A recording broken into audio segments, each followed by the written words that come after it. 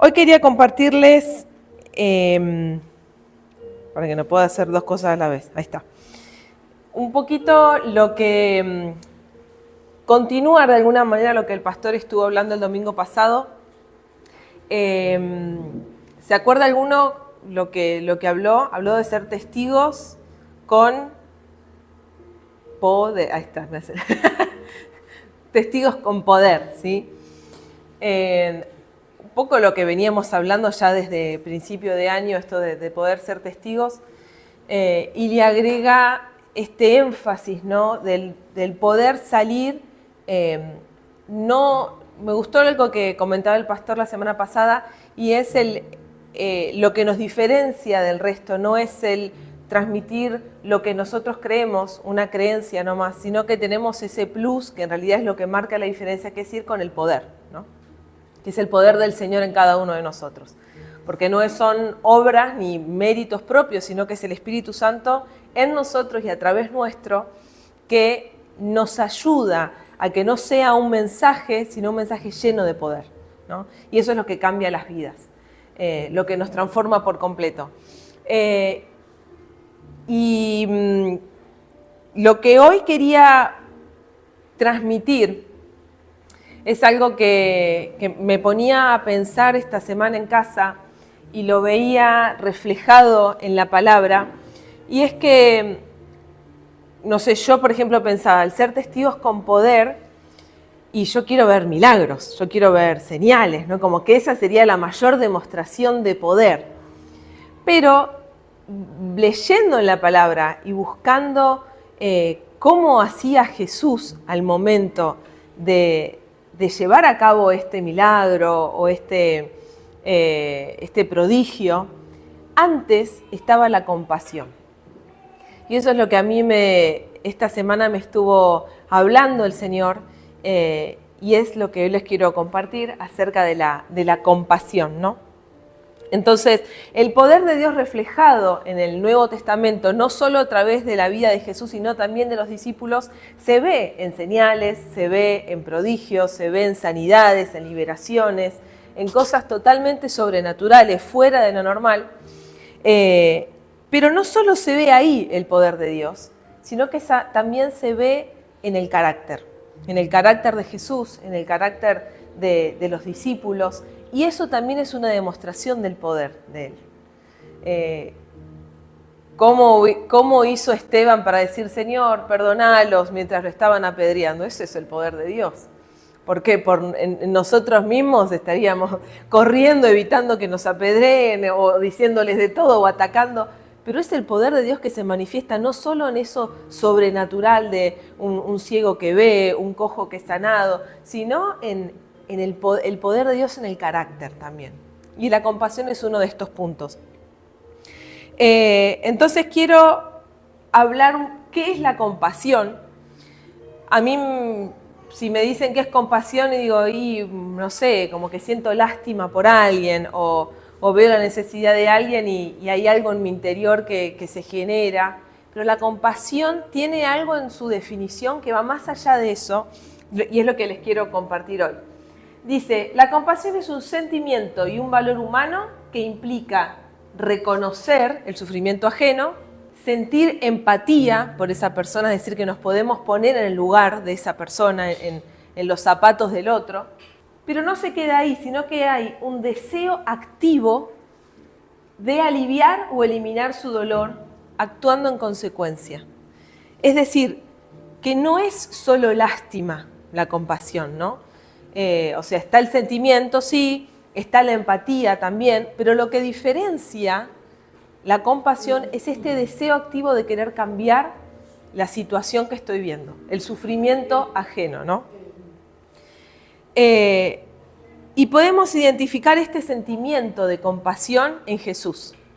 Jesús no tuvo lástima, tuvo compasión por el enfermo, por el perdido, por el necesitado. Y siempre tuvo este deseo activo de querer cambiar la realidad de la persona. A mí el primer ejemplo que se me vino fue el de la mujer adúltera, que están todos por apedrearla porque ella cometió el pecado, y Jesús tuvo este deseo activo, es decir, esta compasión de acercarse a ella y decirle, transformar su realidad. ¿No? Si bien en esos versículos no aparece la palabra compasión, no dice que Jesús tuvo compasión de ella, sí lo vemos en este acto de que Él se acerca y habla con ella, se siente empatía, ¿no? Y también se lo hace notar a todos los que están ahí que la quieren apedrear. Bueno, a ver, ¿quién de ustedes no pecó? Porque en todos los que están acá hay pecado, ¿no? Entonces, la mujer se siente comprendida, se siente amada y la lleva al arrepentimiento y al no hacerlo nunca más, ¿no? Entonces, este deseo activo, esta compasión transformó la realidad de la mujer. Pero sí hay un montón de versículos que son los que vamos a ir buscando ahora, donde sí aparece explícitamente la palabra compasión, ¿sí? En la versión NBI aparecen todas, en la Reina Valera por ahí aparece algún otro sinónimo, pero el origen de la palabra, digamos, es la compasión. Entonces les voy a ir pidiendo, vamos a hacerlo más dinámico. Si podemos ir buscando distintos, vayan alguno que busque Lucas 7, otro Mateo 14, Mateo 15, Mateo 9, Mateo 20 y Marcos 1. Me gustó porque mientras buscaba todo esto, digo, realmente este discípulo, Mateo, notó la compasión en un montón de historias. y Jesús tuvo compasión, y tuvo compasión, y tuvo compasión. Así que yo creo que hasta Mateo fue tocado con el tema de la compasión porque lo marcó en todas. ¿Alguien tiene Lucas 7? No vamos a leer toda la historia, pero sí ese momento. Lucas 7, del 13 al 15. ¿Vos tenés Marcos? Bueno. ¿Alguien que tenga Mateo? Mateo 24. Bueno, vamos. Pero Mateo 24 no está ahí. Yo tengo Lucas 7, 13 al 15. Lucas 7, dale, Lucas. Léete tu respectivo. Dice, al verla, el Señor se compadeció de ella y le dijo, no llores. Entonces se acercó y tocó el féretro. Los que lo llevaban se detuvieron y Jesús dijo, joven, te ordeno que te levantes. El que había estado muerto se incorporó y comenzó a hablar. Luego Jesús se lo entregó a su madre. Bien, ¿sí? Entonces vemos el hijo de la viuda de Naín, que muere el hijo de ella y Jesús se acerca y tuvo compasión y lo resucita al hijo, ¿sí? Primer ejemplo. Mateo 14, 14, ¿alguno lo tiene? O Mateo 15, 32. Ahí va. Bien, 14, 14. Y saliendo Jesús vio una gran multitud y tuvo compasión de ellos y sanó a los que de ellos estaban enfermos. Muy bien, gracias. Ve una multitud, Jesús siente compasión de ellos, se acerca y los atiende, ¿sí? Mateo 15, 32.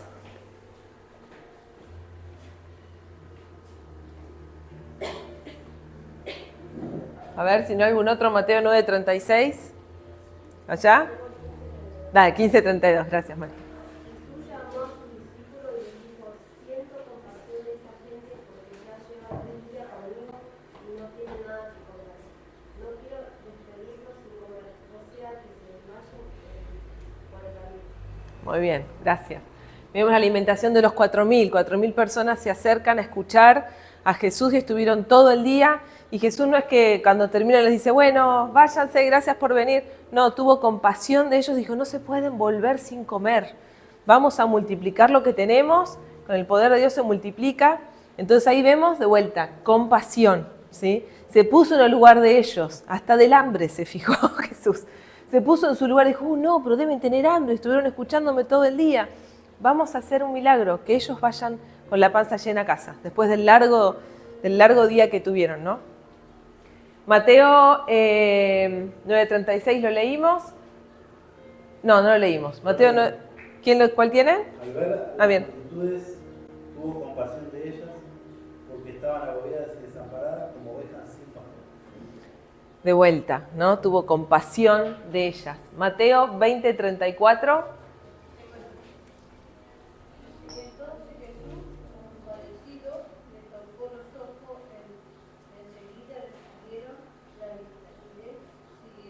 Muy bien, gracias. ¿Sí? Vemos nuevamente, Jesús se encuentra con dos ciegos y tuvo compasión de ellos y los sana. ¿Sí? Y ahí va más allá, porque los ciegos reciben la vista y también lo siguieron. ¿Sí? Entonces miren todo lo que la compasión va generando. Último, Marcos 1:41. Movido a compasión, Jesús extendió la mano y tocó al hombre diciéndole, sí quiero, queda limpio. Muy bien, ¿sí? Jesús sana al leproso. ¿Se dieron cuenta de esto? Muchas veces nos enfocamos solo en el milagro, en la obra, que es lo que nuestros sentidos primero quieren ver o pueden ver en este caso, ¿no? Uy, el leproso, el ciego, el muerto, el hambre. Pero el disparador de cada uno de estos milagros fue la compasión. Jesús fue movido en compasión y eso fue lo que generó el milagro, ¿sí? Entonces, el disparador para el milagro fue la compasión. Jesús reconoció el sufrimiento, tuvo empatía por la situación y activamente buscó remediar la situación de dolor que identificaba, ¿no? Y acá el Señor me llevaba a meditar y reflexionar, y es que muchas veces nosotros, o al menos a mí me pasa, que es mi oración, ay Jesús, yo quiero orar por tal persona y que se sane, o yo quiero ir a tal lugar y a esa familia y ver una obra de sanidad. Y está buenísimo que anhelemos eso. Y el Señor quiere, y es su voluntad, que nosotros podamos orar por los enfermos y por las situaciones que podamos ver. Pero nunca me puse a pensar que para que yo pueda ver eso, tengo que ser movida en compasión por la persona, ¿no? Es decir, que yo pueda sentir empatía por el sufrimiento que está teniendo el otro, que yo pueda conectarme con esa realidad de sufrimiento o el padecimiento que está teniendo, ¿no? Porque si no es como, sé sano, como si fuese una hada madrina que va haciendo ahí con la varita mágica. Y Jesús se metió en el meollo del asunto, ¿no? Estuvo ahí, estuvo diciendo, querés ser sano. Y eso que Jesús lo perseguía a todo el mundo, y me imagino que él realmente tenía unos días ajetreados, ¿no? Pero él estuvo ahí con la viuda y se acercó al féretro, estuvo ahí con las multitudes y pensó en el hambre que tenían. Se acercó al leproso y le dijo, ¿qué es lo que querés? Quiero ser sano. Bueno, te lo voy a dar, ¿no? Los dos hombres ciegos, Jesús estaba saliendo de la ciudad, o sea, él iba y venía para todos lados y se los cruza y dice, no, acá hay una necesidad. Y sintió compasión de ellos, fue movido en compasión y salió este poder de él, ¿no? Para ejecutar de alguna manera la sanidad, el milagro, ¿no? Y entonces pensaba esto, el Señor nos está llamando a ser testigos con poder. Sí, vayamos, prediquemos, oremos, busquemos los milagros, busquemos que el Señor nos use, que podamos ser instrumentos en sus manos, pero también busquemos que el Señor pueda trabajar en este carácter nuestro y podamos ser movidos en compasión por las almas y los necesitados, ¿sí? La compasión es una característica de Jesús, ya lo vemos, ¿no? Yo nunca me he dado cuenta que la compasión aparecía en tantos versículos. Sin embargo, vemos que sí es una característica de Jesús, del Señor. Y voy a ser breve en esto, pero aparece en la historia de Jonás. Conocemos la historia de Jonás, la hacemos así rapidita. Dios lo llama a Jonás para que vaya a Nínive y dé una profecía, porque Jonás era profeta, que vaya a dar una profecía de que se acercaba juicio para Nínive porque estaban haciendo las cosas mal, iba a venir el juicio de Dios y la ciudad iba a ser destruida. Jonás, en vez de ir a Nínive, no quiere ir, se toma el micro, se sube a un barco que va para otro lado, para ir a Tarsis. Ahí la ballena lo traga, él se arrepiente, lo escupe y ahí viene una segunda oportunidad para Jonás y Dios le dice, vos todavía tenés que hacer lo que yo te dije, ¿no? Bueno, decía Jonás, está bien, voy. Llega a Nínive y le comparte a todos los ninivitas este mensaje de parte de Dios. Dios les dice que va a venir juicio porque están haciendo las cosas mal. Y los ninivitas dicen, ay, no, vamos a arrepentirnos. Los ninivitas se arrepienten, buscan la voluntad de Dios, comienzan a hacer las cosas bien y Dios los perdona. Y acá es donde Jonás se enoja, ¿sí? Y lo vemos en Jonás 4, del 1 al 2, le dice, Señor, ¿no te dije antes de salir de casa que tú harías precisamente esto? Por eso huí a Tarsis. Sabía que tú eres un Dios misericordioso y compasivo, lento para enojarte y lleno de amor inagotable. Estás dispuesto a perdonar y no destruir a la gente. Jonás le dice, yo sabía que vos eras así, yo sabía que vos los ibas a perdonar, sos misericordioso, sos compasivo, está en vos, ¿sí? Pero ahí no se acaba la lección de Jonás, porque Dios tiene hasta compasión de Jonás, y Jonás está muerto de calor y le arma un árbol para que él esté bajo la sombra, ¿no? Y Jonás dice, ay, gracias Dios, hasta ahora estoy mejor. Pero manda un gusano para que se la coma. Y se queda sin la sombra. Y ahí de vuelta Jonás se enoja, pero Dios, ¿por qué me sacaste si estaba cómodo? Era re calentón Jonás, era colérico. Y Dios le dice, sentís lástima por una planta, aunque vos no hiciste nada para que creciera. Creció rápido y murió rápido. Pero Nínive tiene más de 120.000 habitantes que viven en oscuridad espiritual. ¿No debería yo sentir lástima por esta gran ciudad? Es decir, le está diciendo a Jonás, ¿tenés lástima por la higuera que hice que naciera y que muriera? Pero por el pueblo de Nínive no te importa nada. O sea, tenés más compasión por una planta que por, ¿cuántas eran?